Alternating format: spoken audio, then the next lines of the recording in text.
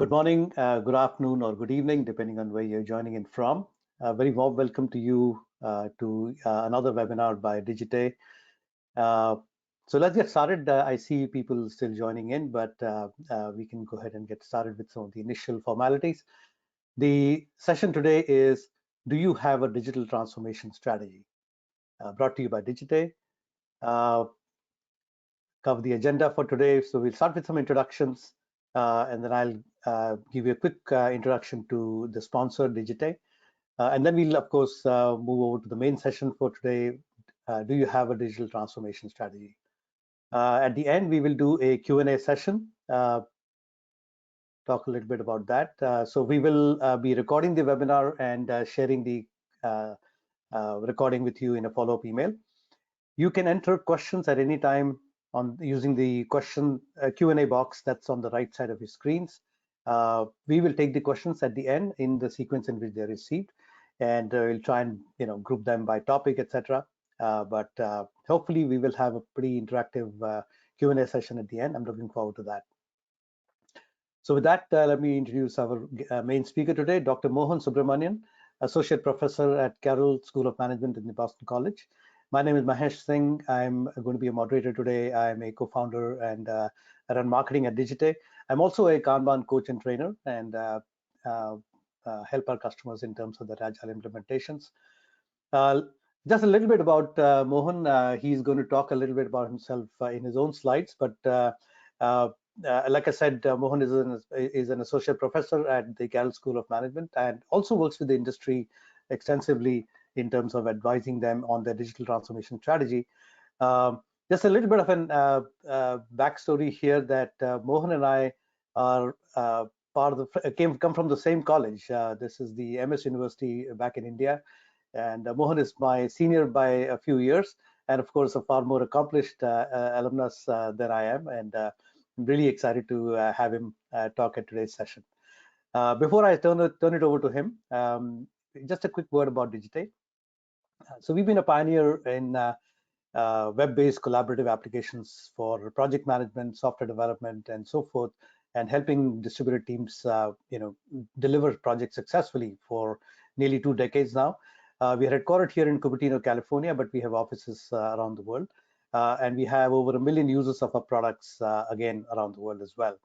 And like I said, our products cover the lean, Kanban, agile project portfolio management, value stream management, DevOps, the entire sort of gamut of what is called enterprise agile planning and execution by different analysts. And these are some of our key products: Swift Kanban, Swift Enterprise, and Swift Teas, depending on the kinds of agile frameworks that you support. We strongly believe that digital transformation requires an agile transformation. And it is surprising to see a number of companies still sort of getting started with their agile journey. But as you start to, initiate and implement your digital transformation strategy, and whether you're working with cloud migrations, you're building mobile apps for better user engagement, or trying to understand how to leverage the data, vast amounts of data that your applications capture today, and offer newer products to your customers, etc. All of which, of course, Mohan will talk about in his talk. How do you quickly and iteratively build new solutions, build new products, so that you're able to launch them to the market, get that customer engagement, learn from their feedback, and then improve on that experience? That requires a significant change to your technology delivery capability and the ability to manage these projects very smoothly. And this is where we believe that our products and consulting services make us an agile partner for your digital transformation journey. Just a quick look at some of our customers, and you probably recognize some world famous brands here around the world. Our customers can range from a small team of 10 to 20 people to tens of thousands of users in a single enterprise using our products to run their technology projects or other business functions as well. So with that, I'm going to just ask for a quick poll of the audience to see how we can do. What we can do is we can probably do the poll at the end of the webinar before we wrap up. For now, I think let me welcome Mohan to the session. So Mohan, over to you.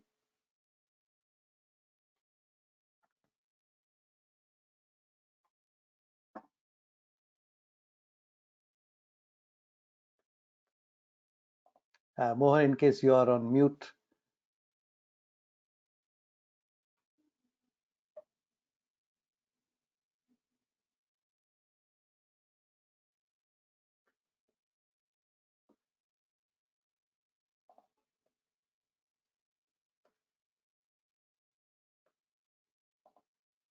Mohan, we're still not able to hear you for some reason.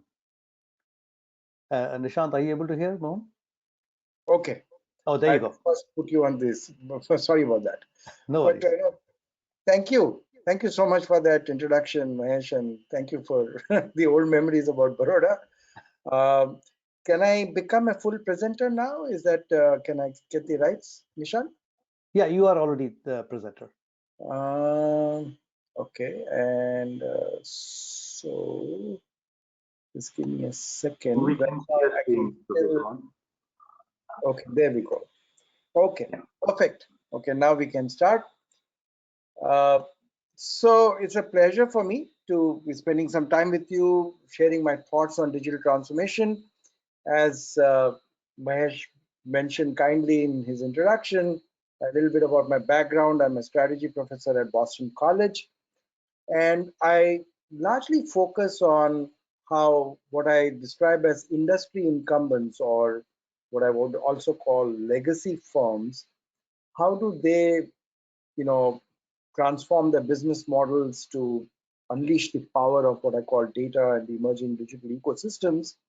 And as Mahesh also referred to, I've worked with a lot of companies. Here's a quick list of some of the companies that I've worked with. And my thoughts and ideas are encapsulated in this forthcoming book, which I call The Future of Competitive Strategy, a future in many ways that has already arrived, a future in which all companies have to recognize the new power of data and what does it mean to compete in digital ecosystems. But before we get to the future, let's quickly review some of the traditional assumptions that we hold for competitive strategy and for the business models that we have. Firstly, it's that products are the primary revenue generators. And by products, I mean both physical products and services like insurance policies or bank loans and so on. Second, a whole array of interdependent activities, right from inputs or raw materials, right up to the time products are sold, which we commonly describe as value chains, they are very influential in forging how our products are positioned within our markets and within our industry. And of course, industry characteristics themselves, which we recognize as industry structure, which is things like how concentrated a market is, that is, how many firms account for what kind of market share, what are the kind of barriers to entry in an industry. These kinds of industry structural factors make a big difference to how valuable your position is. That is, you may have a great product and wonderful positioning, but the industry is not very attractive. You won't make a lot of money. Whereas you may have a moderately favorable product and moderate kind of value chain positionings, but you may still be very profitable. And these are ideas that we have been popularized by Michael Porter in his book that came out in the early 80s. And for the last 40 years, these fundamental tenets have been institutionalized as how we think about competitive strategy. But of course, things are changing. And the best evidence comes in how we can see some of these old industry titans like Exxon or Boeing or these kinds of companies being replaced by the modern digital titans like Amazon, Google, and so on. And what is important to understand is that our old theories of products and value chains, they don't necessarily explain the way these digital platforms operate. These platforms have revolutionized the usage of data, that because of them, largely, that we recognize that data is the most valuable resource or the new gold. They've also introduced this notion of digital ecosystems in their business models, which is they have found ways by which their digital ecosystems can amplify the value of data. And because of that, even for us industry incumbents, we're kind of intrigued about the notion of ecosystems and digital ecosystems, and we are wondering, how is it different from the familiar notions of industry that used to be our commonly accepted business environment. And most importantly, while the digital titans have really mastered the art and skill and the competencies to compete with data and digital ecosystems, for most industrial incumbents, there's a lot of value that's still to be tapped. McKinsey in its report says there's some trillions of dollars of value that are still remaining to be tapped because industrial firms need to do things differently. And that is where I come to what I believe the future of competitive strategy is, that should be that we should have a shift of emphasis or an elevation, at least in our thinking, from products to data, and think about how do we compete in digital ecosystems as opposed to competing in industries, which is where our prevailing thoughts have always been around. So obviously this calls for new business models, and it brings us to the topic of today, digital transformation. Now, whenever I talk about digital transformation, I cannot help but share this cartoon briefly. And if it brings a smile to your faces, it's because we all implicitly kind of have seen this, that we are prone to declare any investment in any kind of modern technology as digital transformation. We put some cloud services, it becomes digital transformation. We put some AI, it becomes digital transformation. But the problem with that approach is that you may not be tapping the full value that is available to you through these new modern digital technologies. And what you need first is to have a framework to think of digital transformation, to answer the question that do you have a digital transformation strategy and what is it? And so here's a framework that I would introduce. Okay, and what this framework talks about are 4 tiers of digital transformation. Now, before we unpack this framework, let me introduce this framework through 4 examples. So example 1, which refers to tier 1, is Ford using augmented reality, virtual reality in their paint jobs or assembly lines in their cars, in their car manufacturing, and replacing their old mechanisms of visual inspection. And by that, obviously, they're improving the quality of their efficiencies in quality management. But here you notice that the data is coming from the assets, the value chain assets that they have in their assembly floor. But it improves efficiencies, and I call this kind of an activity tier 1. Now, second example, Caterpillar has these products called motor graders, and what they do is to level dirt. Now, what they realized through sensors in their products, that most of the customers were using motor graders not to level heavy dirt, but much lighter gravel. And what that did was to help them redesign their products with more cost-effective material, improve their operational margins, and essentially improve the productivity in terms of R&D and product development. That is, the data that they were getting from their products now, not from their value chain assets, were so accurate about what customers were actually using their products for, they could reduce the time it took for them to kind of come up with a new product. So that's of level tier 2. And it's a more advanced tier because getting data from products and customers raises some additional challenges that we will talk about very soon. Example 3, and you may have heard this example, this was one of the more celebrated examples when GE was in its heydays, is jet engines acquiring data from its product usage while pilots are flying the plane, and GE giving them real-time insights in terms of how to fly the plane in ways that improve their fuel efficiency, and then offering them an option saying that, hey, we can give you the product at a lower price provided you give us subscriptions for a certain revenue stream by which we can continuously give you these services by which you can reduce your fuel efficiency. And by the way, pay us a fraction of what you actually save in terms of your fuel efficiency. We call this data-driven services. Is now the revenue is coming not just from products, but it is coming now from new services that are embodied through data. Now, notice that in the first three tiers, that all these activities are happening within the value chain, internally within the value chain of a company. Tier 3 too, for GE to deliver these data-driven services, is the value chain, which is in many ways augmented through the usage of digital twins or more sophisticated software like Predix and so on and so forth. Example 4. Peloton is a stationary bike manufacturer which now takes data from its products and users and essentially creates a community of users or connects users to third-party entities outside their value chain, such as trainers. In doing so, now Peloton is moving from just being a value chain-based business by just manufacturing and selling stationary bikes to operating as a digital platform, facilitating exchanges between users and third-party entities, very similar to how Uber would facilitate exchanges between drivers and riders. This is tier 4, where the challenges are significantly more. But what it also means is that you'll see a couple of other factors that help us understand this framework. The framework can, by the way, help us answer many questions. So what tier is our firm in? Are we in tier 1, tier 2, tier 3?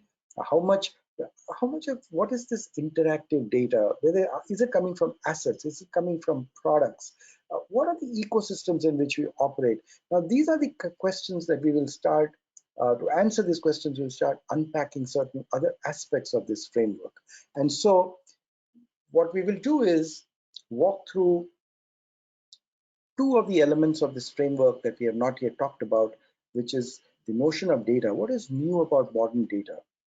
And what are these digital ecosystems that we talked about in this framework? And remember, we are inspired in many ways by these digital titans who have, like we said, revolutionized the power of data, revolutionized business models by operating digital ecosystems. And our job is to see how does it apply to us as industry incumbents. So let's start with what is new about modern data. And the key insight here is this shift of what I call from episodic data to interactive data. Episodic data is generated by discrete events, the sale of a product, the shipment of a good from a supplier. And typically what you do is that you aggregate it over a period of time and then analyze it after the fact for insights. What products did we sell? What margin did we get? Which supplier is shipping things on, what percentage of suppliers are shipping things on time, and so on and so forth. Interactive data, on the other hand, is a continuous stream of data that we have seen so much in how the digital titans operate. So in Amazon, if you go into Amazon, there's a continuous stream of data as long as you're operating on their website. So whether you purchase anything or not, they know what, for example, what books you're looking at, or how much time you spent on the website, what other items did you look at. All this stuff, the data that they're getting doesn't have to be connected with any purchase. Episodic data, on the other hand, because they're discrete events, so a Barnes and Noble in comparison, the data would get initiated only if there's a purchase or there is a sale. So interactive data is not something that we don't know. Obviously, we have seen it in the context of digital platforms. For them, all their data is interactive because the digital platforms operate in that way. They operate through the internet, they operate through websites and so on. But we understand it because we have seen them in their business models. The issue is, how do we use it in our business models? And we also realize that we too can get interactive data because of sensors and the Internet of Things, which we are now quite familiar with. So to see what the challenges are, let's try to examine this example of what's an inhaler, right? It's a medication that is used to treat asthma. So it has a canister, it has the medication inside it, and there's a cap which you kind of push, and the inhaler blows the medication in your mouth, and that's how you get treated for a particular condition like asthma. Now there are two kinds of inhalers, by the way. Here, the standard inhalers, one is what a doctor would prescribe to you, saying that take 2 puffs a day or twice a day. And then there are these rescue inhalers, where if you get a sudden attack, you've got to take that rescue inhaler. And we'll come to that very soon. Now here, on the other hand, is a smart inhaler, where there's a sensor, and obviously now it's getting interactive data. As long as you keep using the sensor, the sensor is capturing data, and through Bluetooth, it is captured in a smartphone app. Now, what do these smart inhalers offer? So there are some features which I call basic features, which is that the inhaler can remind you to take the medicine. In the standard inhaler, you have a mechanical counter which actually tells you how many doses you have taken and how many are left. But here this might say, hey, you're supposed to take your 2 puffs at 8 o'clock in the morning. It'll remind you to take that. Now what it does is that it improves compliance of medication, which, by the way, is of interest to insurance companies too. And these, companies like AstraZeneca and all have been publishing some journal articles to show that if you use these kinds of inhalers, you're better off with your health because you are more likely to take the medication. And it can also, tell you where the location of your inhaler is, which is very important with rescue inhalers. If you suddenly get an attack, you know where exactly the inhaler is, or to remind you to take your inhaler with you when you go outside. Okay. Now, then there are some other features which I call advanced features. And these features are features such as predicting an acute attack and actually linking the acute attack to specific causes or allergens, whether it is dust or whether it is pollen or whether it is pollution. Now, why are these differences? Like, by the advanced features? Firstly, the advanced features because they require far more data. It's more data than what a single user is providing.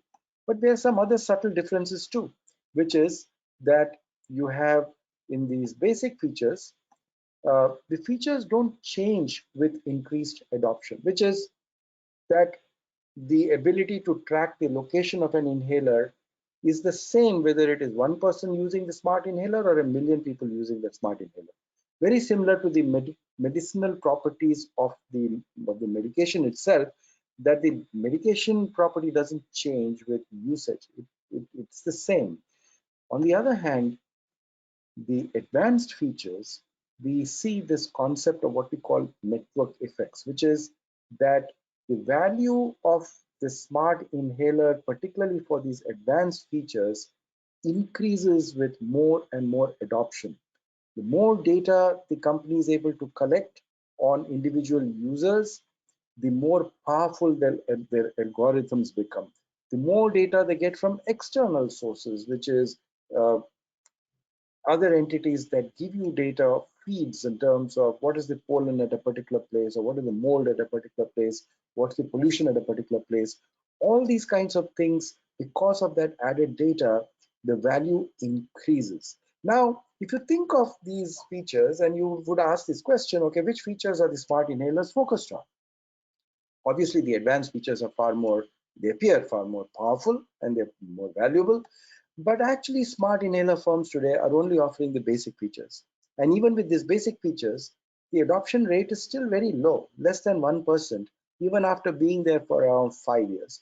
What it tells you is the difficulty in getting data from customers and users, and also the difficulty in offering data-driven features. You notice the first 3 tiers of digital transformation. So here, first of all, the data is now not coming from your internal assets.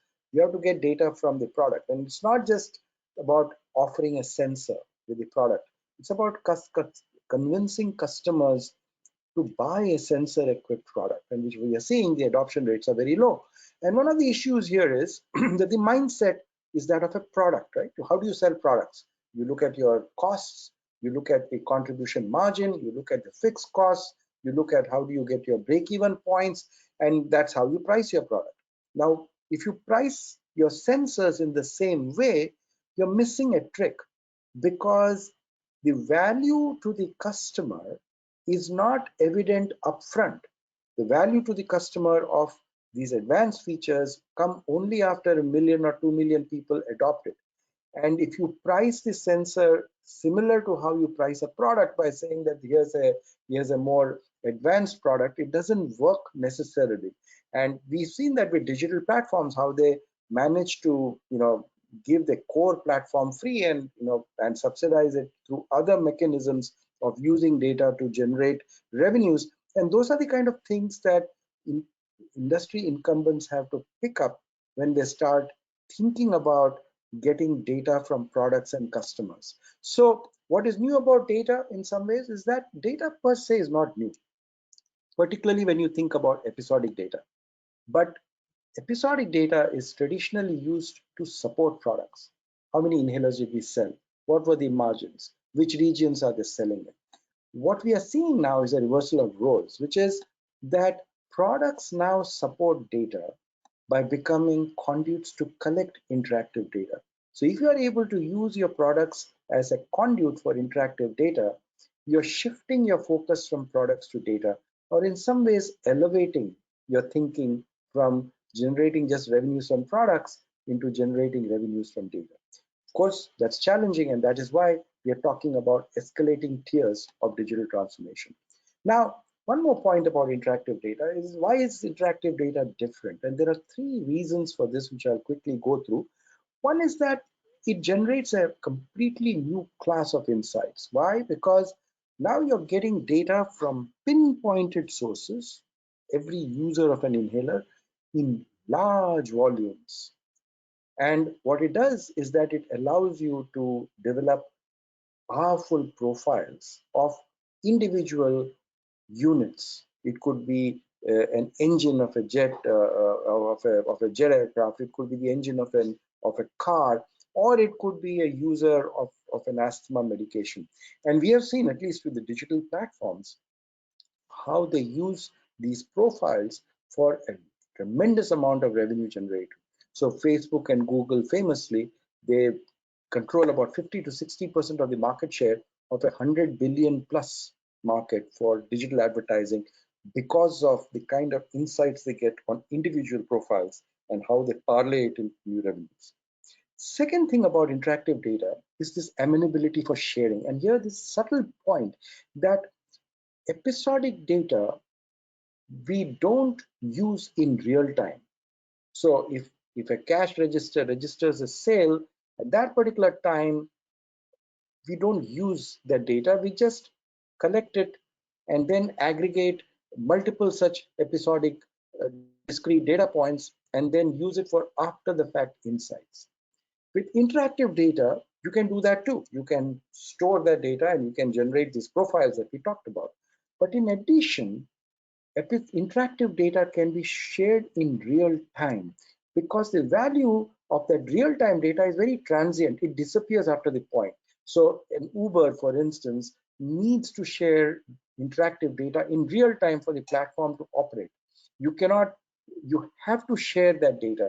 And interactive data, that element in real time, is amenable for sharing. A caterpillar, for example, if it has just finished digging, a bulldozer has just, or equipment has just finished digging, at that point there is a value to sharing that information, say with a concrete pourer. Now, if you don't share it in real time, that value disappears after some time. And also, that value doesn't have any competitive implications. If you share in real time that I've just finished digging to a concrete pourer, that concrete pourer is not going to get anything confidential from you. So interactive data can be shared, and by sharing that data widely, it generates new digital experiences, which we have seen a lot with the digital platforms. So this is what makes interactive data different. And interactive data can obviously come from assets, like we saw in the Ford example with AR and VR. And it can come from products with physical sensors, like in the smart inhalers. Washington Post has web-based sensors to capture data on what articles you're browsing for, or insurance companies have app-based sensors to track how you're driving. But the issue is Why is it challenging? It is easier to get interactive data from assets because assets do not object. If you start putting AR and VR, or if you try putting sensors and IoT in all your assets, you can. The challenge is that business models or business processes have to change. If you were using visual inspection for your paint job, now you're using AR, VR, it reflects or it requires certain kinds of changes, and there is a certain challenge. But that challenge, we called it tier one, is of a certain level. But customers do not easily give their data. First party data, as we call it in the trade, is not very easy to get. And that's why from tier one onwards, tier two, tier three, tier four becomes far more challenging. And also, this is the point that we raised with smart inhalers, that data driven features cannot be easily established without upfront adoption. And that's why you need more creating pricing strategies, again, reinforcing the point about escalating levels of digital tiers in terms of transformation. So what are the implications? Obviously, interactive data can increase the scope of your business model. So from smart inhalers, just selling smart inhalers, to data-driven features expands the scope of value. Here's an example of insurance, which is primarily has always been a data-driven business, a episodic data that we collect, we accumulate, and then we have averages to understand average risk, and then price our policies for margins by making sure that we have large pools of people where the average risk comes down, and so that we don't really pay a lot for unexpected outcomes or damages and things. But interactive data, as a lot of things, a lot of insurance companies are already changing. Just yesterday, I got an email from MapFree, an insurance company, saying that they would give me a discount in my insurance if I put some sensors in my home. Now, the idea is what? That rather than just compensate loss, can I get into the business of predicting loss and averting loss? And by that, I'm actually also helping my old business model of reducing risks and having more profitable policies. So what we are seeing with interactive data is our changes in business models. And of course, they all involve more and more challenges. And that's why we have escalating levels or escalating tiers of digital transformation. The second important part of this framework is about digital ecosystems and what they are. Now, digital ecosystems, we can define them as networks of data generators and data recipients, and they're most evident in digital platforms. So Uber, for example, has drivers and riders and a whole bunch of traffic data and airline check-in data and which restaurant you're going for. And we have seen that the more they generate and more they share data, the more powerful the digital platform becomes and more digital experience that they can give. But so they know how to amplify the power of data through their digital platforms. But what about us? We don't see ourselves naturally belonging to a digital ecosystem. We see ourselves as belonging to our industries. That's where our competitive strategy thinking has been institutionalized. But industries can also be networks, right? And what if these networks can generate and share data? So let's take an example. Here's Ford Motor Company, and the left-hand side is pretty obvious to you. It's a value chain that we all understand, and this has been part of their our business model for a very long time. But after the car is sold, there are some other elements that kick in and become very important, which is the car needs roads, the car needs some independent service providers, the car needs gas stations and petrol stations and so on and so forth, which many traditional companies don't really focus on. So if I'm a light bulb company, I'll sell you a bulb, but you need electricity and wiring and electricity, but it's not the responsibility of the light bulb company to get into all that. You expect the customer to take care of that. We call them complementers. And almost all products have some complements or the other. Now, let's take the first part, value chain. And I'm taking you to 1903. That is the year Ford was established. Clearly a time when there were no computers. And this value chain still existed, which I call a raw value chain, where there is no connectivity. Now, by the late 1900s, we saw the introduction of information technology, wherein we saw this value chain network being elevated into some kind of data generating and sharing network. Arguably, initially, this was clunky, it was clumsy, and it was very siloed. In fact, the networks that you see are in separate silos because we all know famously that data formats were not easy to communicate with. One system won't talk to the other system. All those problems we know. Obviously, with the arrival of ERP systems and cloud-based services and things like that, they're getting better. But with the old IT, the primary focus was on operational efficiencies.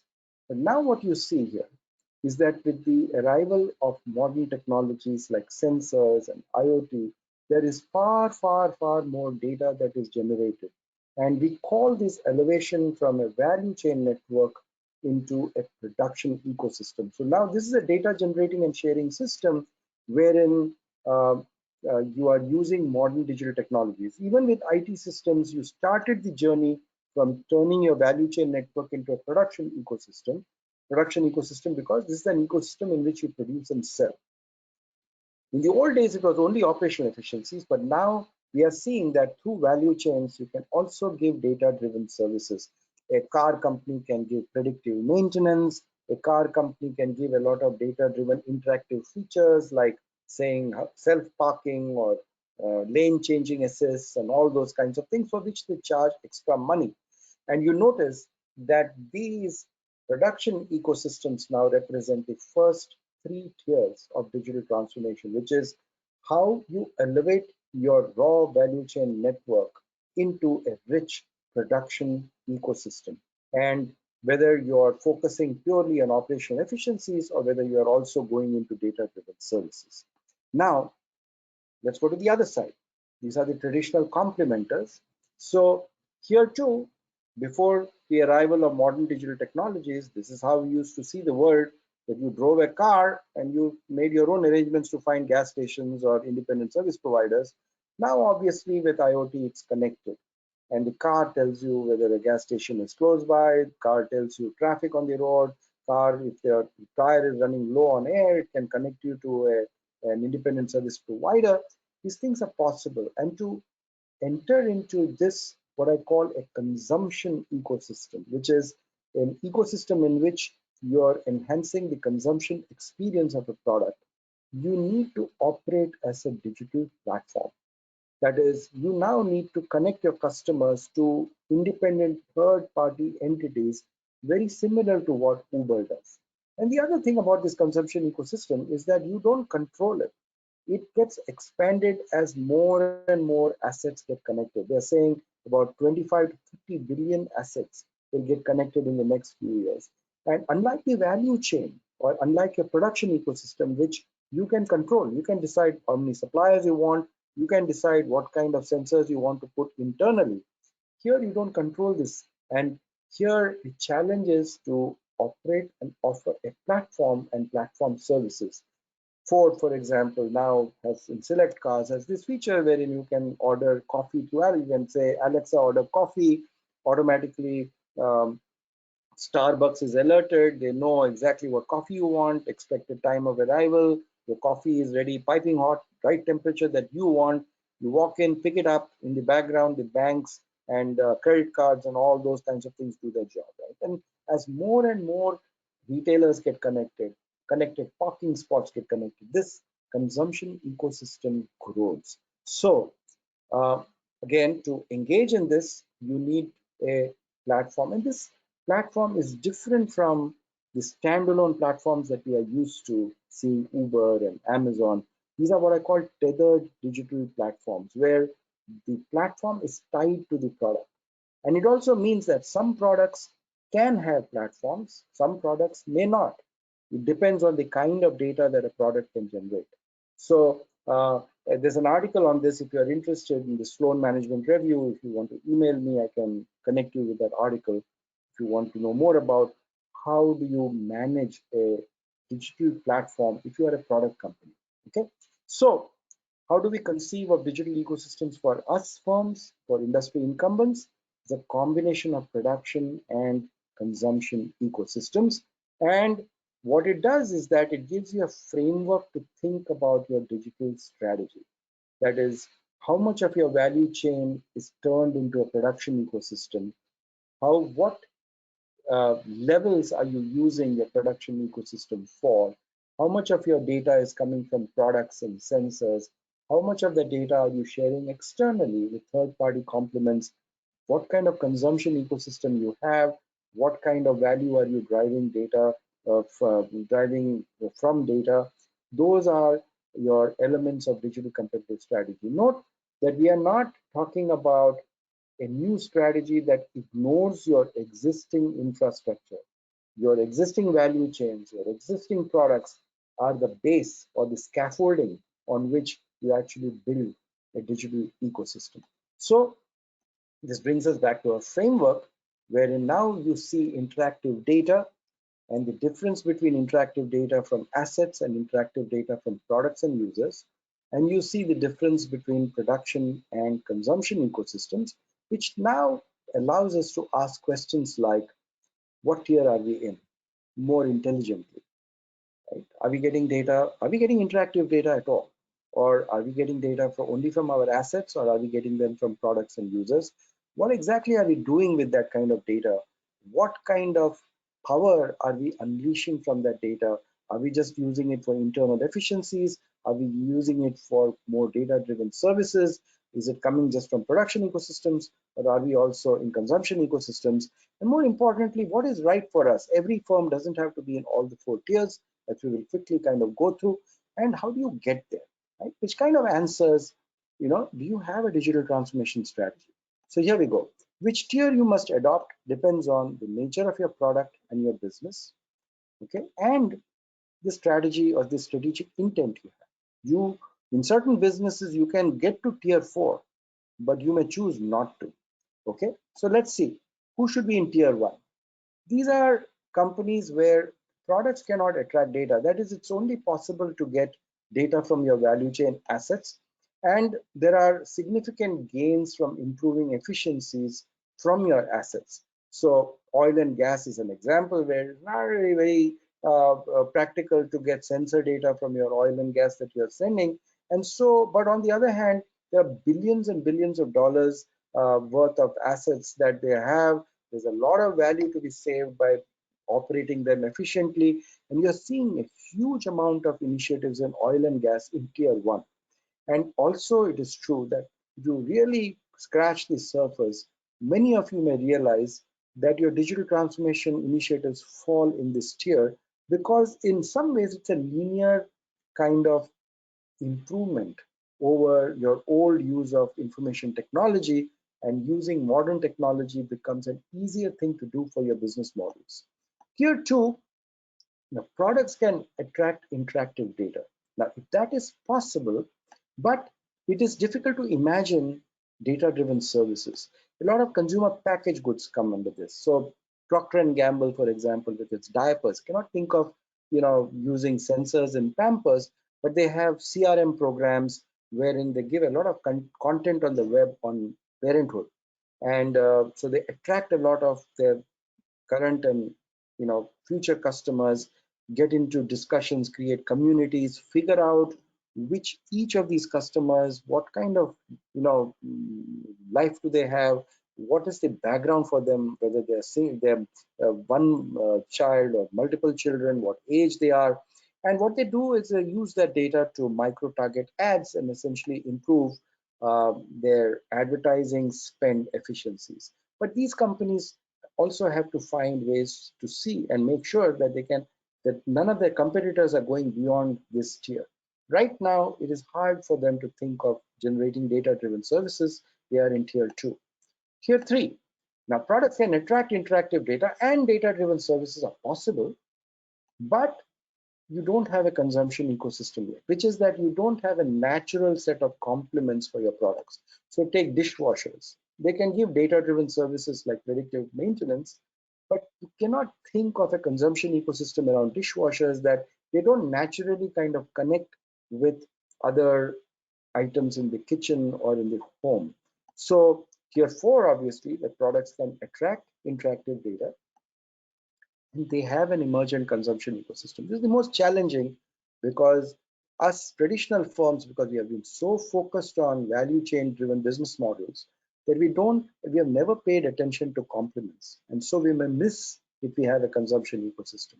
But there are new competitors that are emerging in these consumption ecosystems.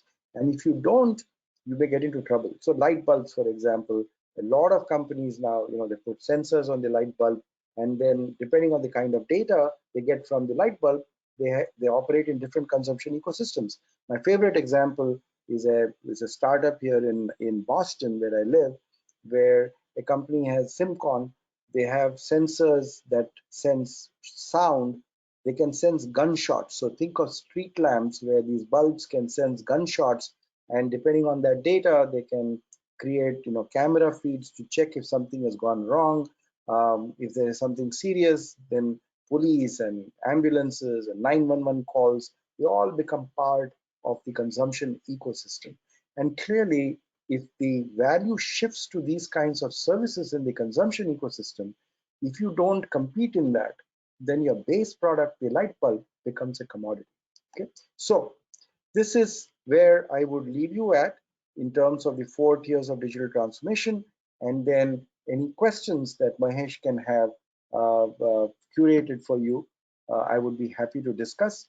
But the 4 tiers is a way to think about, do I have a digital transformation strategy? What exactly is it?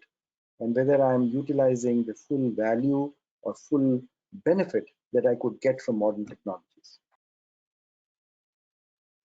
Awesome. Thanks, Mohan. Great and fascinating talk. I mean, we've, I think, spent some time working with you, and it's been an interesting transition for us to think about moving or thinking differently from products to data, from industrial to digital ecosystems. And I think the mental framework that one has to sort of shift in order to really be able to think about it, that has been a fascinating journey for us to really to think about products as sensors rather than just applications that people use. So before I take up some audience questions, firstly I want to just invite audience questions. We already have a number of them, but if you have some more, please go ahead and if you're not yet asked a question, please go ahead and ask your question. Secondly, I do want to, for the people in the webinar, I do want to set up one poll question, which is about your current digital strategy, if you have one. So if you don't mind responding to this poll question and give us an idea whether you already have something in the works in your organization, or not for some time, not yet started, let us know, and that will give us a bit of an idea about what your current engagement with the digital transformation is and digital strategy.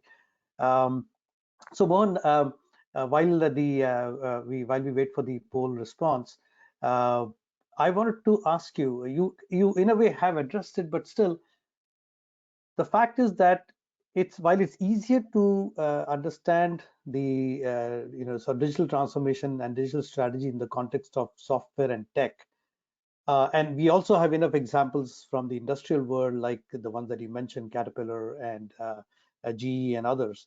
There still aren't too many examples from the industrial world. So what do you think is the reason for that? I think that, see, when we have been trained about thinking about fancy things with digital, with a lot of consumer applications. That's more in our face and very obvious. So if Ford does it with a consumer product, or if some inhaler comes up with some fancy things, we notice it. But a lot of stuff industrial firms are doing, you don't notice. And my experience has been that there's a lot of stuff going on. A lot of companies have at least started initiating services from data at some level. So, for instance, Hilti is a company from Liechtenstein. They are again in the construction equipment business. So they are they give you tools, right, that people use in in different applications and different work situations. And what they've realized is that they're getting commoditized with Chinese manufacturers coming and products becoming cheaper. So now with sensors, they're giving services in terms of where you need a tool for a particular job, and at that time you can't find it. Okay. Yeah. And then you say, okay, I'll give you a service by which now it's very valuable to the customer, because if you spend 2 hours looking for that tool, the cost to you is far more than the cost of the tool. Exactly. Yeah. So there are many examples like this where you can see. Now, tier 1, I think, is very common. Now, this whole notion about, unfortunately, when we talk about Industry 4.0, we think of it only as, smart factories and things like that. Industry 4.0 is the whole 9 yards of the four tiers, by the way, right? It's a big thing. But there are a lot of initiatives, supply chain, for instance, a huge use of artificial intelligence now to predict, particularly in consumer packaged goods, which is, am I going to be, um, am I going to be short of inventory, or am I going to have excess inventory in any kind of things? And that this kind of stuff is going on. And again, this is a consumer packaged goods example, but industrial firms too are getting into this act. The challenge is in seeing digital platforms emanating from industrial firms.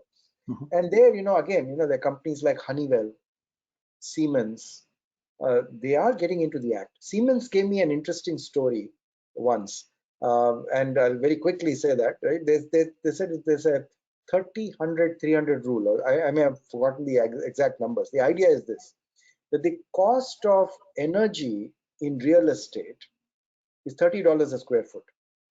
Okay. The cost of assets in all your real estate is $100 a square foot. I mean, I'm just throwing the numbers. But the cost of people out there is $300 a square foot. Now, the Siemens are in the energy business, so they're saying we are squeezing that lemon or the orange for $30 a square foot all these years, where it has plateaued. I mean, how much more can you give with energy conservation and energy things? Whereas the real value is in how the assets are managed or how the people are managed, which is all the consumption ecosystem for their products. Mm-hmm. And they have all the ample opportunities to capture data and think of which office is being utilized, which is not being utilized, where to send which personnel where, how to manage safety. There's so many things you can do. Honeywell, Siemens are all getting into that space, but we don't see them as fancy examples that we notice in our everyday lives. So I that's my sense, though. So they are there, but we are not seeing them, and then of course it's a matter of time before others make the transition as well. Absolutely. Yeah, let's take a look at the poll results. I thought some interesting numbers here. So I think the good news is that people have either already been in it for quite some time, or have already started, or they are in the planning stages. So therefore, pretty much 100% of the audience is already in the digital transformation bucket in that sense. There is no one out there who's doesn't have one. But I want to ask you, and we can take that away. I want to ask you, are there, and you again referred to that in the way that you said certain products may not be amenable to any kind of data generation. But are there industries that you personally believe, or you've seen customers express, which are not amenable at all to this sort of a transition? True. I mean, again, you'll have to go business by business and see. The questions become, if the framework helps you ask these questions, isn't it? That is, can I get interactive data? Now, clearly from, and what is the value of that data? So if I want to move beyond conventional information technology into modern technologies, I have to first understand what is the value I get? How do I use it? And so on. The shift to these next 3 tiers are far, far more tricky. And that's why my book, I have titled it as the future, because for me, the concept has been tried and tested with the digital titans. We have seen that it works. They have displaced the industrial titans. I mean, what more evidence do you want? And Absolutely. you have the same mechanisms of sensors and IoT that you can do things that they are doing. Now, it's a question of getting our act together. And if you know that if the genie is out of the bottle, then if you don't do it, somebody will find a way, right? Yeah. So you have a choice. Now, do I stay where I am and say I have to wait till somebody does it? And because the other thing with this is that data is, it's not like a physical, it's not just like scale. Scale too, if somebody gets a big scale and market share advantage, it is harder to overcome that advantage. With network effects and data, that danger is amplified many times. And we have seen that with the digital titles, isn't that? If you are late in the market, it's over. The game's over. So the way to think of it is, again, rather than give a generic answer, is that if any of the audience people are interested in taking their particular situation and moving forward in terms of the possibilities that are there for them, and because this, in an hour, you can only kind of, in some ways show the door, right? There's a way of thinking. But this, for me, it's kind of, I've been thinking about this for the last 7 years, so it's very clean in my mind and very clear, but it's not that simple. Okay, I mean, so because particularly when you're trying to apply it to your model. And so if anybody is interested, right, they can contact me. I can, it's okay, Mahesh, I can send you my email address, which I use for these purposes. Yeah. In fact, I will share that as we continue the conversation. Let's take a couple of other questions. So David asks, how does this translate to government transformation? So I think that's a great. That's a great question. Actually, I think in February it is. I got an email only last week that the Federal Reserve Board has called me to do a symposium on how these concepts apply to them. So maybe maybe I can. But the point again is this, isn't it? That is how the modern technologies can be used to clearly improve efficiencies, and you're seeing that happening. In Dubai now, they're saying that if we come out of the airport, they're planning this, and I don't know, with the virus and all that, everything must have been on hold. But they're building a huge tunnel with aquariums all around it, wherein you're going around, walking around, looking at the fish, and they're capturing all kinds of images that you just walk out of the tunnel. You don't need a passport. They'll allow you to go. Now, clearly, government application, isn't it? Yeah, absolutely. I'll take one last question. We're kind of close to the time. Maybe two questions. And again, you referred to it, but the moment you start talking about data and data-driven products, there is immediately a concern about privacy, right? And so, how do you, what are maybe some best practices around responding to concerns that you might see? This question Absolutely. from And it is unfortunate, I think, that I've always seen this as a trade-off between what I call convenience versus privacy, which is, data can give you a lot of conveniences, but you have to give up privacy. And unfortunately, again, you cannot back away from what is happening. You cannot say, I don't want to be part of the internet, or I don't want the smartphone, or you are already there. Right. The other thing is that I think that the digital titans have, I think, abused the power of data.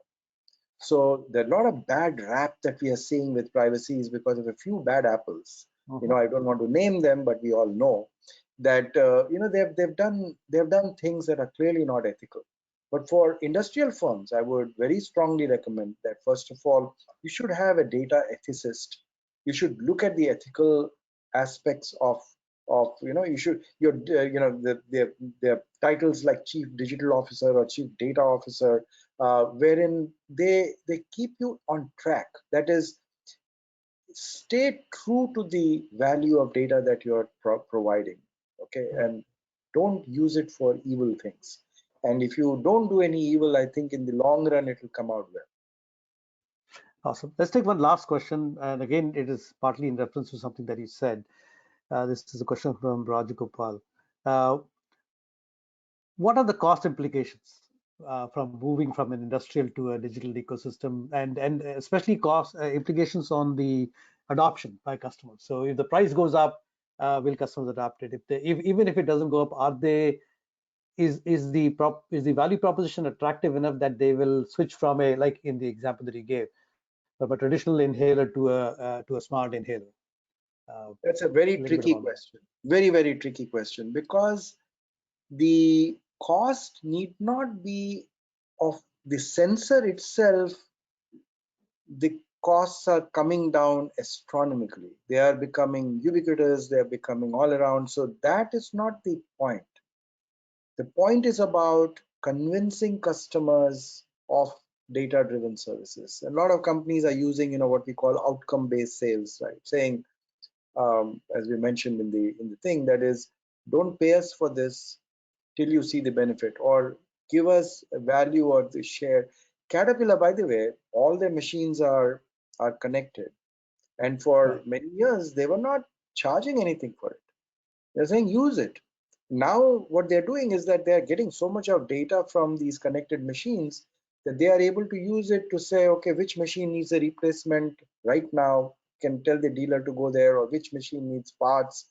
So the value comes after a time, and the business model and the business proposition has to be thought of differently. And that is Yes. what I meant by this shift, right, from products to data. That mindset shift requires a very different way of thinking. And it requires understanding digital ecosystems. Otherwise, that shift does not have any meaning. Right. Right. Industries are useless. The industries can amplify the value of products. Industries Yes. cannot amplify the value of data. Yes. Yes. So that is a big shift. That is it's a critical part of what I call the future of competitive strategy. Right. And the other thing that you alluded to, which I think is, we've seen it in our context as well, is that it is not the cost of the sensor alone. It is which is actually very small as the physical devices become cheaper and cheaper. But it is what do you do with the data? How do you change your internal systems and products to really benefit from that, or make use of the data effectively, and then share it back with the customer in such a way that it becomes truly, a different level of value to the customer. Great. I think we are kind of over the time limit, so we'll have to stop here. There are a couple of other questions that came in. I'll send you those questions, and then you can Sure. certainly respond to them over email.